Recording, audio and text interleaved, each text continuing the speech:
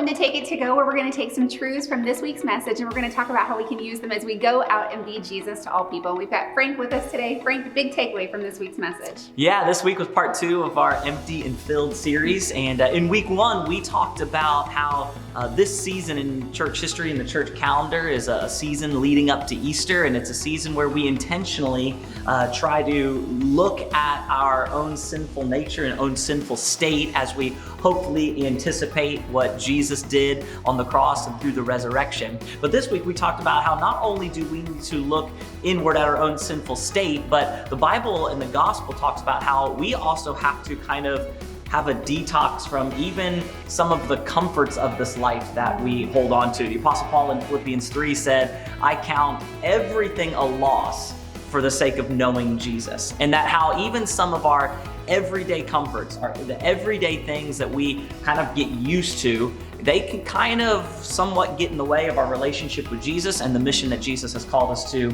in this world. And so we kind of pressed into that idea of what does it mean to kind of even detox from some of our comforts. Maybe some of our comforts have kind of, not that they're sinful, but maybe we've attached a sinful thing to them and it is kind of being a barrier in our relationship with Christ. But what does it mean to really count everything as loss? And so that's kind of the idea that we dove into this week. Sure, and in this culture of more and more and more, Right. That's a totally countercultural Right. idea. Well, Right. That's a new topic to us. How do we press into that this Yeah, week? I would suggest a couple of things. I would say that maybe sit down this week and consider a lot of those things that maybe we just take for granted, a lot of those things that a lot of people in the world don't have the way that we do, and really ask ourselves, if I were to do without this, how would I respond? You know, how would my life look different? Obviously, during the Lent season, a very popular thing is to give something up for Lent. Maybe you're doing that and you're experiencing that kind of removal of a particular comfort so that you can kind of focus in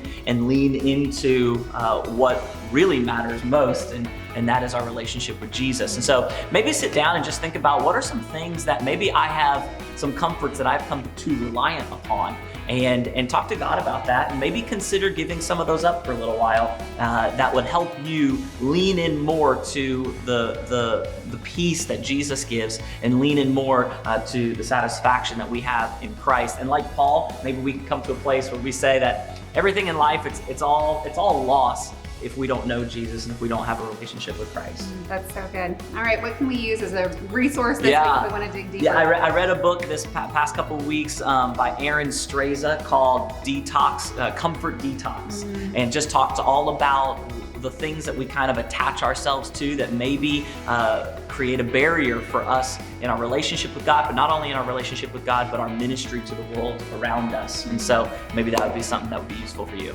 Well, thanks so much, Frank. And Capital City Family, let's take what we've learned this week and let's go out and be Jesus to all people.